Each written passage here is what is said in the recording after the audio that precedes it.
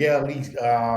So tonight, and I mean, you have to remind me about this.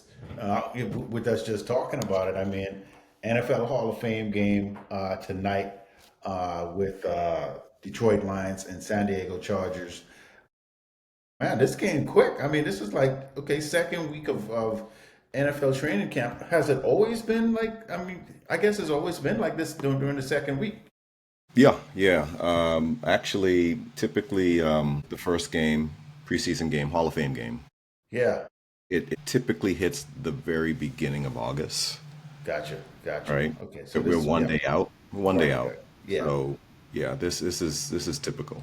Okay, so really, it was I guess it's backups playing, people playing for their spots, playing for their positions, trying to jockey for some space.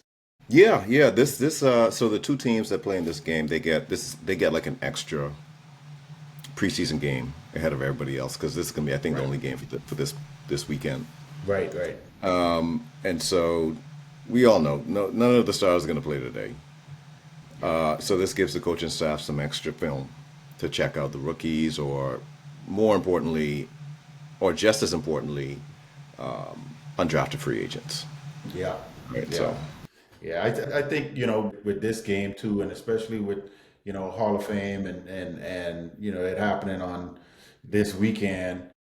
From what I've seen in the past, it's really not that exciting of a game.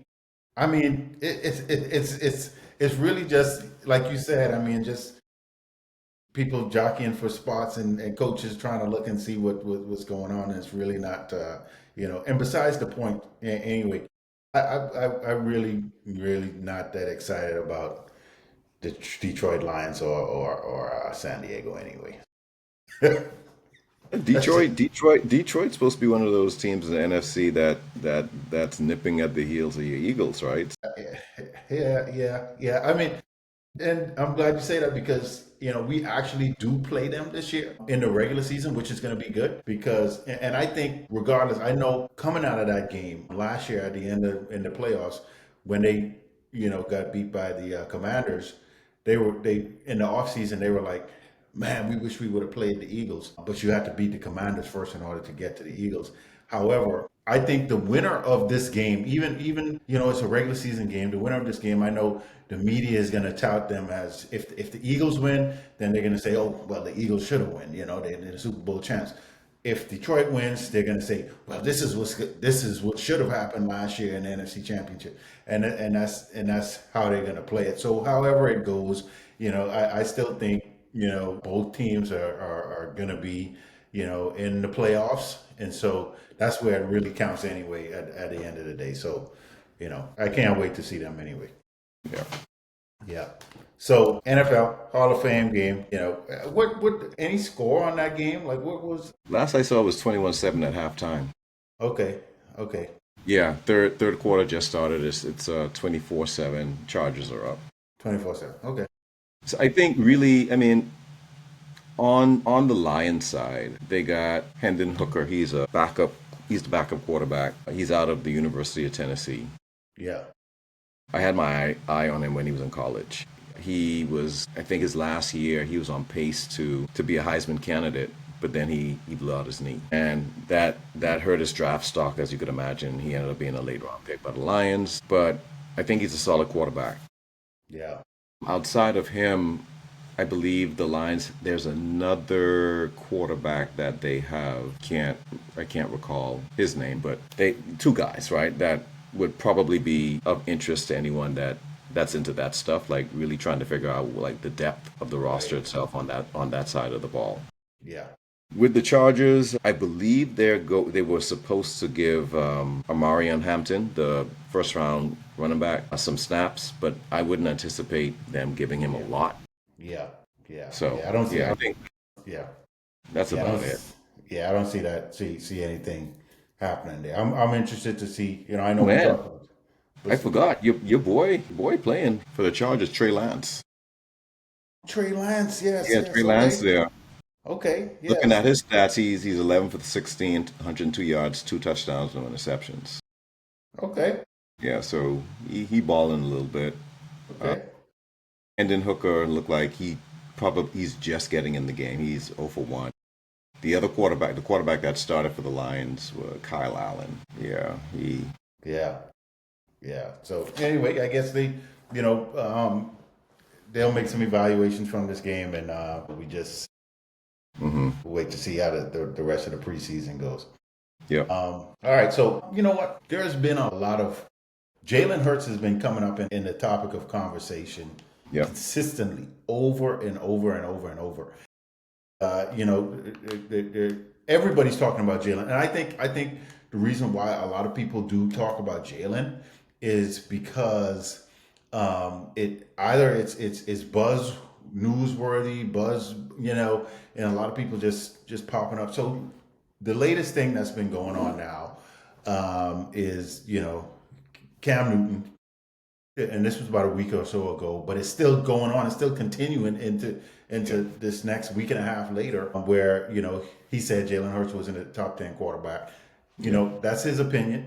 You know, not my opinion, but that's his opinion, and he's entitled to his opinion. And you know, him and Ryan Clark went back and forth. They had some backlash back and forth. Yep. I think the last thing Ryan Clark said was, you know, hey, Cam, you know, you was a baller, you balled out. Right. But let's keep this between, you know, Jalen. Let's talk about Jalen. And then Cam, I saw Cam, he called himself Petty Cam. So he gonna bring Petty Cam out. And he started calling out Ryan Clark's stats and this and that, you know, after they.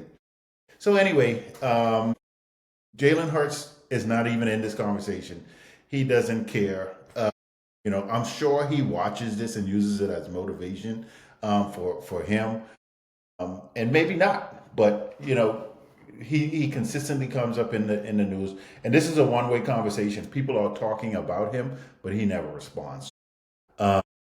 You know, just leave it at that. I think he's definitely not only a top 10 quarterback, but top 5 quarterback in the NFL, and that's my opinion. You know, you could call it what it is. You know, you could call it what it is. You might say it's biased, but you know, I truthfully, you know, I honestly know that he's there. So anyway, you know, Cam has his opinion, and he can say what he wants. He's in the media. Yeah, I mean, yeah, he's in the media. I listened to some of his takes, and what I like the way Cam Newton breaks down his analysis. Cam isn't just saying, he's not saying things just to like get clicks, right? Yeah. His personality draws that in. The way that he kind of accentuates his communication, that's entertaining. Yeah. But when he's making a point, especially about the quarterback position, I listen because I don't care what anybody says. Cam Newton is one of the all-time greats. The stuff that he's done, the way that he played, the chips that were stacked against him. He didn't have a very strong supporting cast for the entirety of his career. I mean, when you look at that team that he took to the Super Bowl, right? And so when he's giving his analysis on who he thinks is a top 10, who isn't, more often than not, he makes a very good case as to why. He's not just throwing shade, and there's no disrespect. What I don't like is when you got the other part, like the other pundits who feel like they got to throw shots at Cam just because they don't agree with his take.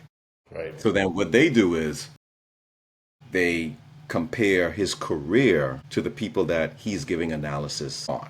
Yeah. Yeah. I don't see nobody doing that to Dan Orlovsky, right? I don't see anyone doing it to Ryan Clark when he's making his analysis, and he's and Ryan Clark has a history of throwing a lot of shade at current players in the league. He does it. It's entertaining, right? And so when Cam does it, for some reason, they feel like they have, you know, the right to just continue like to smear his playing history. And when you compare his career to theirs, it's not even close. Right. Yeah. I know Ryan Clark plays a whole nother position, but I mean, you look at what he's done at his position, you look at what Cam did at his position, and it's night and day. Yeah. When you look at Orlovsky and I mean, come on. Yeah. Right? And any of these other guys, unless if it's not Tom Brady, right, or Dan Marino, or one of these other guys, or Troy Aikman, they can't, they should not, they should be throwing pot shots at Cam based off of his career. Now, you can disagree with him and you can come back with analytical facts as to why you disagree with him. But I think he did make a pretty good case as to why he wouldn't consider Jalen Hurts a top 10 quarterback. Yeah. I don't agree because and look, who am I, right? Who are we, right? He played the game and he played at a very high level. Yeah. But I'm just taking into account, and we talked about this before, Jalen Hurts and what he had to endure during his career with the inconsistencies at the coaching in the coaching department. Yeah. The revolving door of offensive coordinators that he had to work through to continue to play consistent good ball. But what I wanted to ask you and what I want to talk to you about as it pertains to Jalen Hurts, I also want to kind of bring in A.J. Brown and Devontae Smith into this equation, right? Yeah. I mean, the offensive coordinator piece to this aside, you look at Jalen Hurts' numbers, you would still think that it should be higher. Yeah. With the weapons that he has. And I just wanted to get, like, from an Eagles fan perspective, do you think are there yards, touchdowns that he's leaving on the table when you watch him play? Like, are there, like, there's shots or particular plays that could have been made that weren't made because he didn't see it or he didn't take the shot? I don't know, because those two guys, you have them as the best wide receiver tandem. Absolutely. Right? Yes. Yes. But the numbers aren't backing it up. Yeah. Yeah. Yeah. What's This is what I would say is contributing to that. So, and don't get me wrong. And let's look at this. 3 years ago, when Saquon Barkley was not there, Jalen Hurts threw for 3,870 something yards. So he can do it, right? And this is where I think a lot of people forget, or a lot of people, overlook it. He can do it. He has the ability to do it.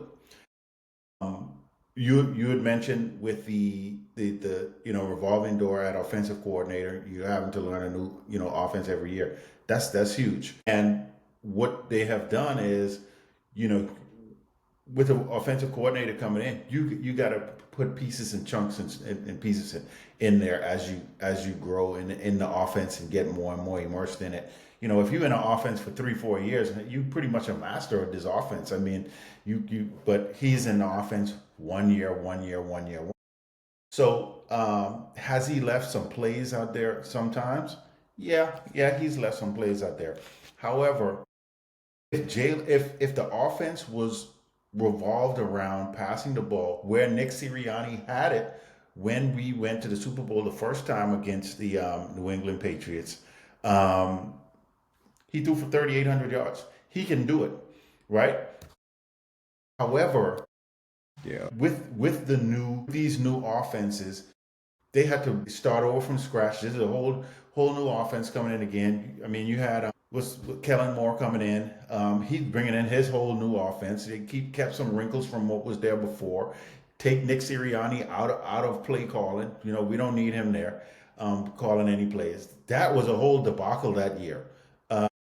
When Eagles started out 10-1 and then just collapsed at the end. Nick Sirianni was calling the plays, and it was just, you could just throw that year out, right? And so, with all of those factors, yes, I would say there's some plays where I've seen, but this is far and few between, where he might have thrown the ball behind A.J. Brown, or one went out of bounds, but that's far and few between. I think would really this last year with the Super Bowl, why he had 2,900 or something like that yards. What was it 29 or 20, 29? Yeah, somewhere around there. Yards. You had an all-world running back in Saquon Barkley. Check this out. When we started out the season 3-2 in the first 5 games, and then after that, lost only one game, and that was a junkyard game at the end of the season where we nobody was really playing. We didn't have anything to play for. And when you have someone like a Saquon Barkley that can break the game open at any time, the Eagles really did not need Jalen to pass the ball that much. What they needed him to do check this out. What they needed him to do at this point was let's narrow this offensive playbook down.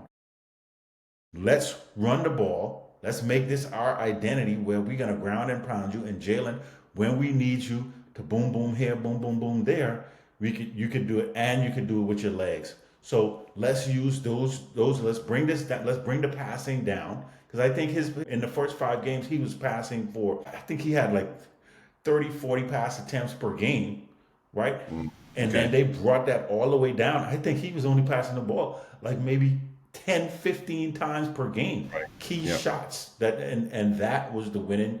That was the winning recipe. And I think he can. And he definitely will. From what I'm hearing right now, is they're opening up the playbook again. So what's going to happen in this year? Kevin Patullo, who's going to be the offensive coordinator now, has been with the Eagles since Nick Sirianni's got there, and he's been involved in the offense. So he's been one of those guys that's really have some continuity. So they're going to keep the main elements of the offense, and he's adding in some more wrinkles, opening it up some more. And I think the passing game is going to be even more abundant this year. I think Jalen Hurts, and this is my prediction for Jalen Hurts, he's going to be somewhere around a 3,500, 3,600 yard passing this year.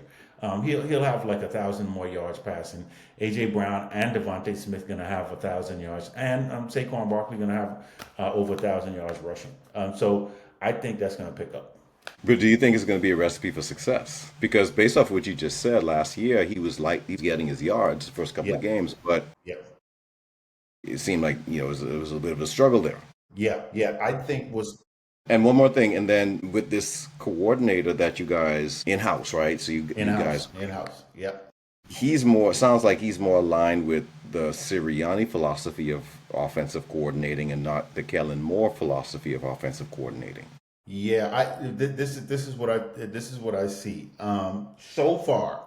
Yeah, and hearing from Jalen when I've seen him go to the podium, he's excited about the offense, and I think the reason why he's excited is because the ball is going to be. I think it's going to be more evenly distributed. When it was way more run. Now they're going to bring it down. I think it's still going to be more run, but they're closing that gap a little bit. So I think it's not going to be totally flipped where now it's going to be more passing yards. I think they're just closing the gap just a little bit, putting in a couple more wrinkles for Jalen to give him some more anonymity. And guess what? He's grown a lot with identifying defenses at the line of scrimmage, checking out of plays, and really like some of the things that Kansas City was doing.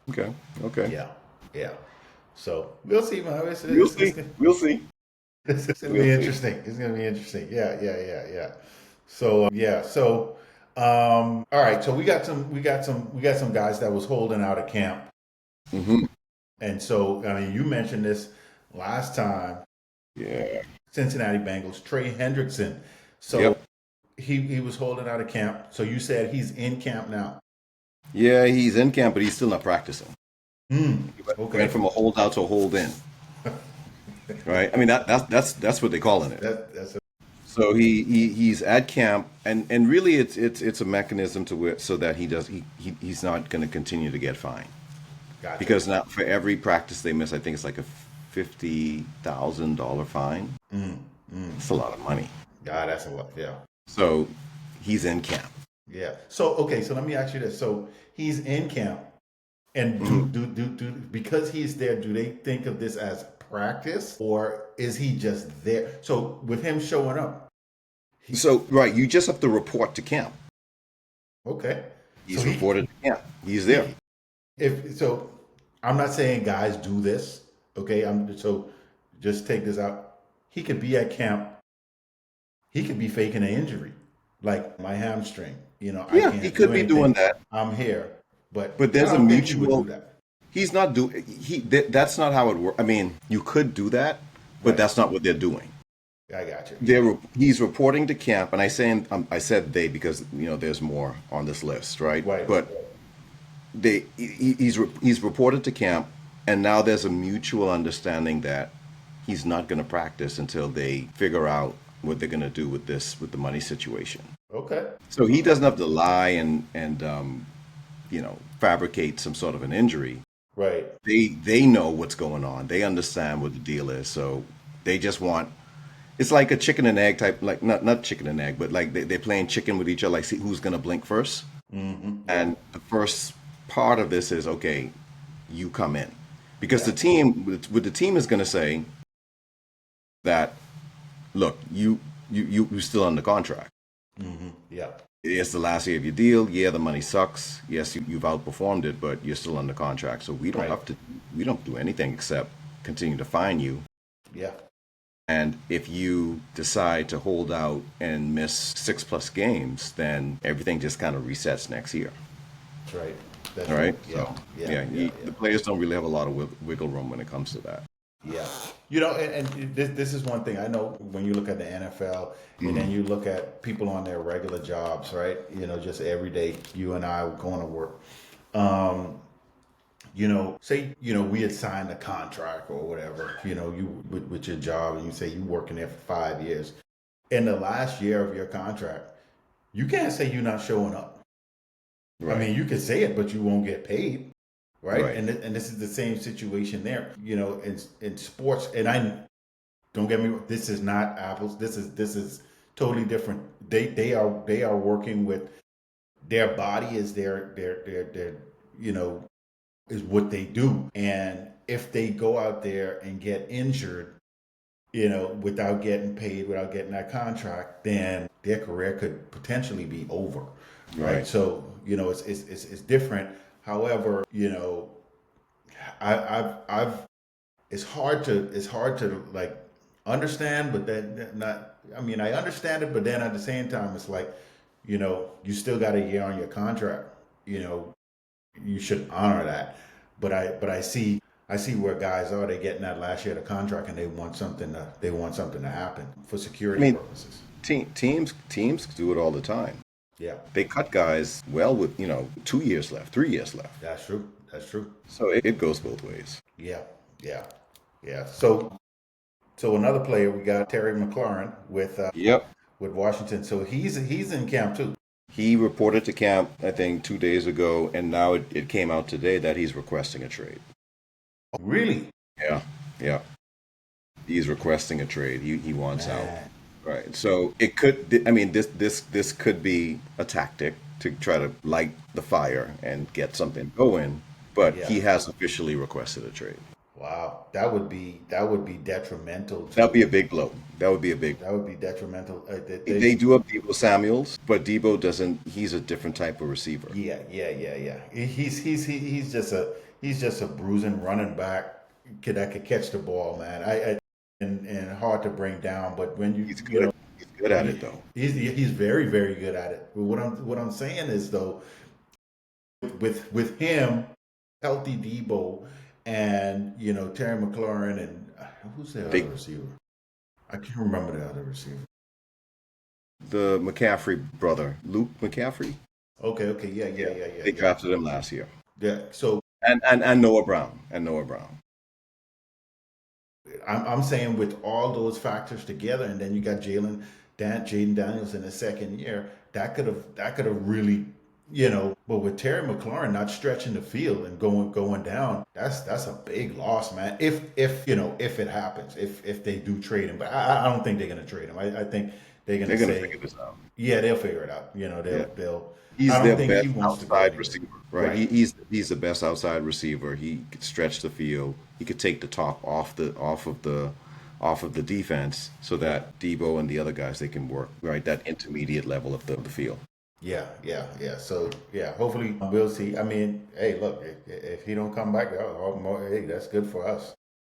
That's true. That's true. That is true. Yeah, yeah. Right. So thirdly, you have Michael Parsons. I know he's been going back and forth with Dallas, man. What's the latest on Well, that? man, they say it really hasn't been a lot of back and forths. It's just they said there hasn't been any movement They said since May? No movement since May. That's crazy. So, and I saw some clips with him in camp, and he looks like he is not happy whatsoever. Yeah. And there's an article that just came out with, what's his name? Stephen Jones. Right.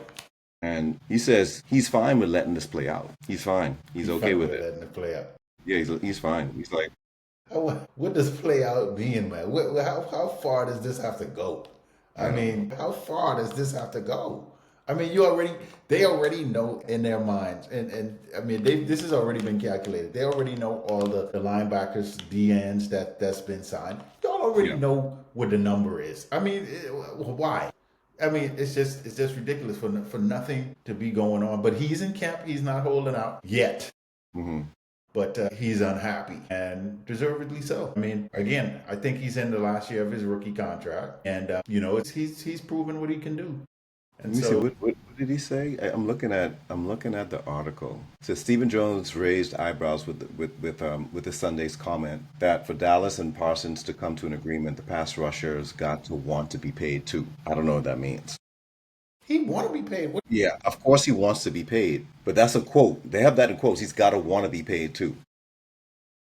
Yeah. Thus reaching even beyond last season to pass deals with Prescott, Ezekiel Elliott, and guard Zach Martin. The narrative has developed that the Cowboys simply wait too long to work out extensions for their big name talent, which we can all agree with. Yeah, absolutely. Yeah, absolutely. Yeah, I don't know what. So what he says is he says he doesn't agree with that statement. We don't drag out deals. We do deals when there's an opportunity to do a deal. I don't think these guys know they do. There was an opportunity. I mean, what you talking about? What are you talking about? So I don't know. Yeah. I think, like I said before, I think he's gonna continue the same method even after his dad leaves, right? Yeah. Whenever That's Gary stops being the owner and his son takes over, it's going to be the same thing, the same show. Yeah. So it's going to be 60 plus years they hadn't made it to the NFC Championship game or out of the first round of the playoffs. Hey, I'm good with that. I'm good with that too. Wow, that's crazy, man. Anyway, Dallas will do what Dallas does, man. Yep, drag it out. So, okay, so we got here, speaking of the Cowboys, your Rams and Cowboys have been in training camp, and they're going up against each other, and fights breaking out all over the place. Finally, it's somebody else other than the Eagles that don't like the Cowboys. So, I mean, what's the deal there, man? I mean, what's going on? I don't know much about it, but I know ever since we moved to LA, it's been a yearly thing with us and the Cowboys during training camp. We spar with them every year now, and we got a guy now on the team that he has a loud mouth, and I can only imagine Jared Verse has something to do with this. I mean, I would put money on it. Yeah. Right. So Jared Verse, he lets he don't care. Right. So with that being said, when I heard it, it's that sounds about right. But it's training camp. Nobody really cares about this stuff, right? Right. Yeah. Nobody cares about this stuff. I don't think it's going to be much about anything. Right. But once no one's getting hurt, once there's no like big old brawls taking place, and people are being fined and stuff like that for just doing something completely outlandish, then it's just football. Yeah. So what I'm seeing here is they said the Cowboys and Rams practice was cut short after multiple brawls. They said multiple brawls saw injured 70 million receiver punched in the face. So I'm trying to see. 70 million receiver. $70 million receiver punch in the face. I'm trying to see. That sound like CD Lamb. Probably Super Bowl. Let's see. Super Bowl. What is this? Ain't Because because they are out there in Oxnard, California. So I know that's what you guys are, getting together out there on the West Coast. Mm-hmm. They say they were forced to cut short second of two joint practices after 3 fights broke out, including one where Dallas receiver. Let me see if I can find out some more details on this. 14 hours ago. Training camp, man. You guys have been. I'm looking at some stuff, and you guys have been going at this for a long time since like um 2016. I'm looking at I'm just going back and looking at Rams and Cowboys, Yeah, fighting Dez Bryant, yeah, and yeah, guys. I mean, this has been going on for a while. yeah. Like I said, every year. So ever since we moved to LA, because remember now that there's a backhand agreement between Stan Kroenke and Jerry Jones. Jerry Jones was the main advocate to help us move to LA from St. Louis. True, true, He true. was the one that convinced all of the other owners to, hey, this got to happen. We're not worried about San Diego. We're not worried about Oakland. The Rams they need to be the first team to go to Right, right, LA. right, And part of that was now Jerry gets a lot of concessions afforded to him for his help. right. So yeah, we've been Right. scrimmaging with them every off season now for the past like what 9 years.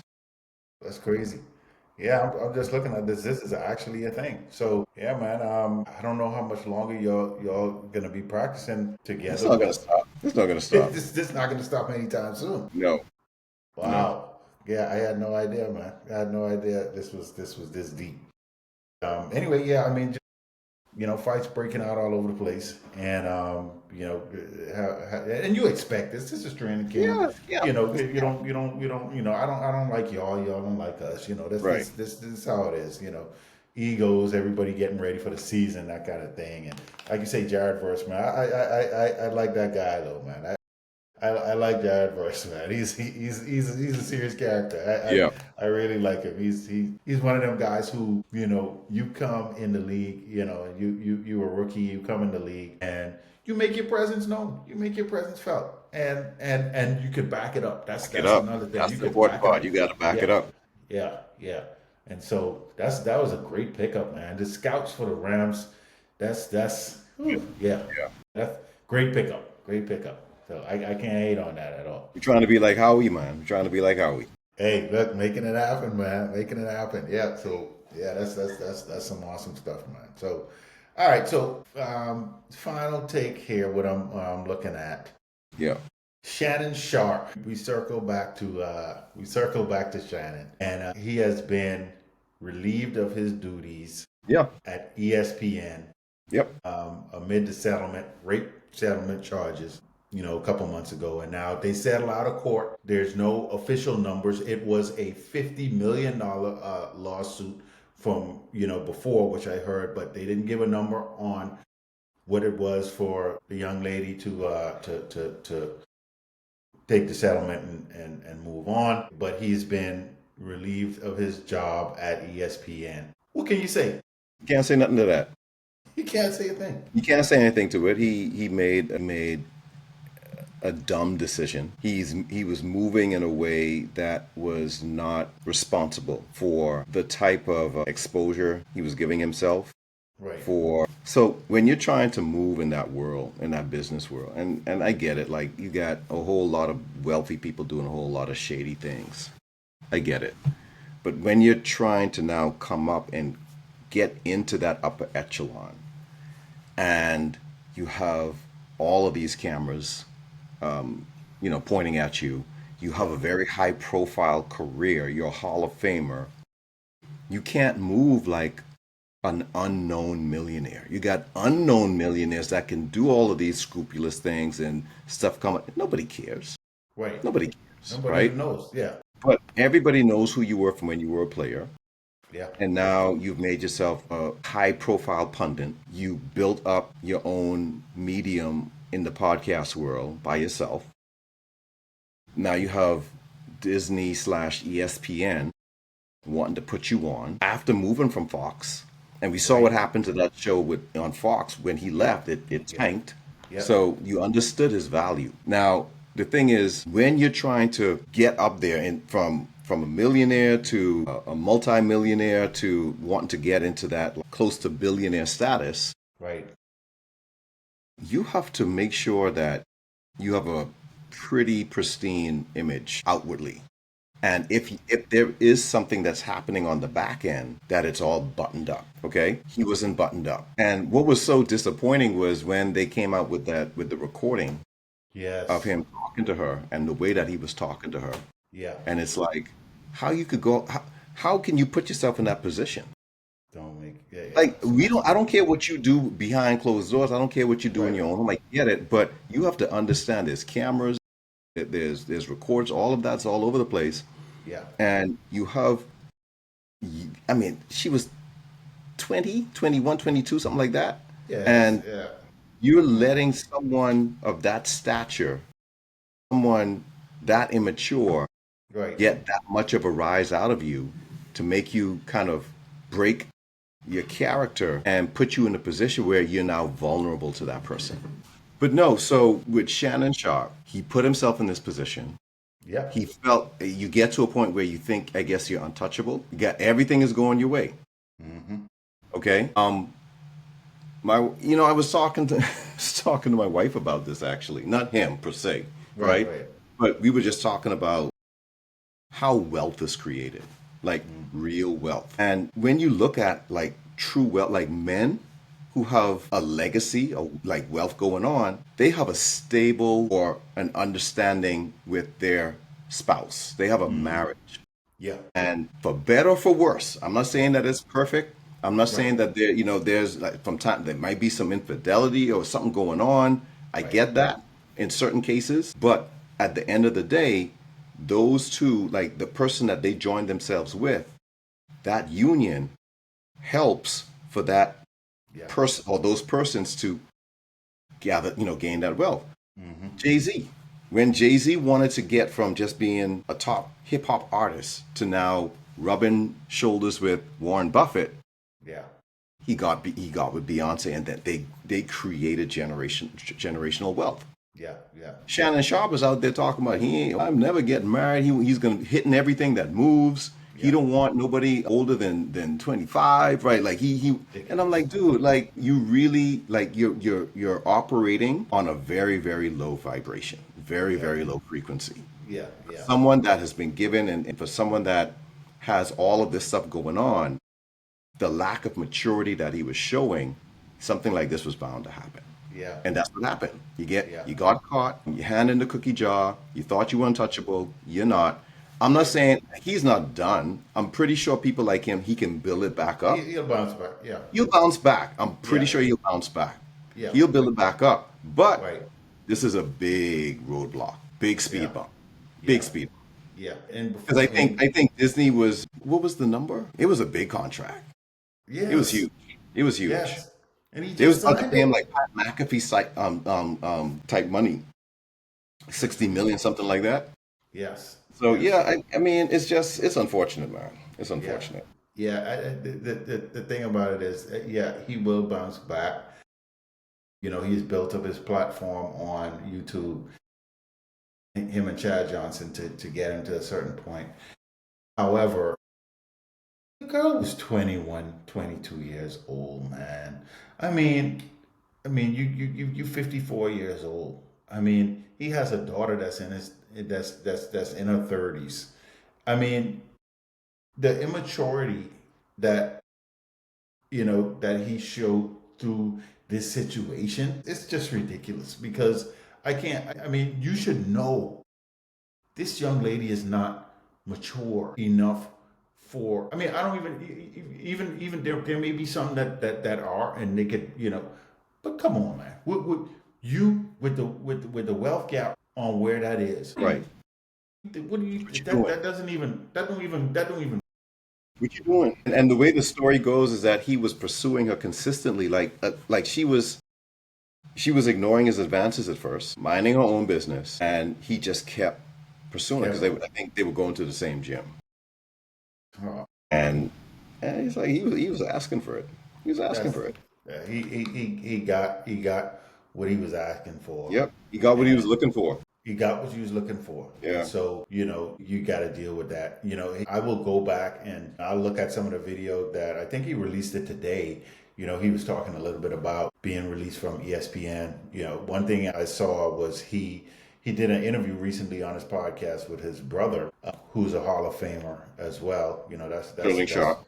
yeah, Shannon Sharpe. That's huge for two brothers to make the Hall of Fame. That's I mean that's phenomenal for a family, And so he apologized to his brother about that. Man, you need to apologize to yourself.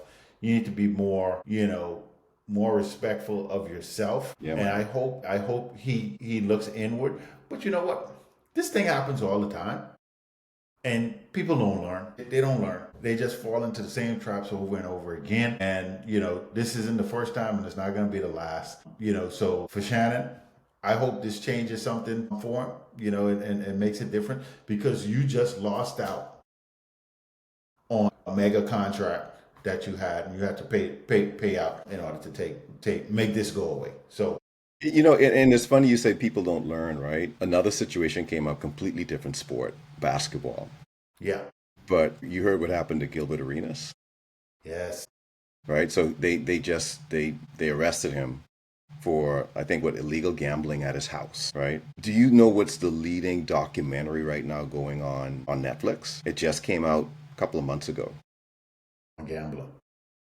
It's called Shooting Guard, and it profiles Gilbert Arenas when he was with the Wizards, and how because of some gambling games, it caused for a situation where in the locker room guns were being drawn out Yes, in I an remember that. NBA locker room. I remember that. I remember And that. that's when the whole thing came out, when he got suspended, and Right, then right, right, right, he right. And got that was it. dismissed, That right? was it for him. Yeah. And I'm like, dude, you've been doing this all these years. You got in trouble, almost lost your career because of it, and you're still doing it. And doing it again. You're still doing it. Like, Yeah. some people, they just can't. Can't. And it's for people. It is, I think it's already internally built into them. When they're down, they are, they're even keel. But when they start riding on top of that mountain again, they get comfortable and they go back to, those ways that they just internally can't get rid of, and ultimately ends up in their downfall. I mean, it's crazy. Yeah. So Shannon, hey man, you got what you deserve. Yeah. I don't feel bad for you. Now, I want to say this. Yeah. I'm not saying that he did any of what she said he did. Exactly.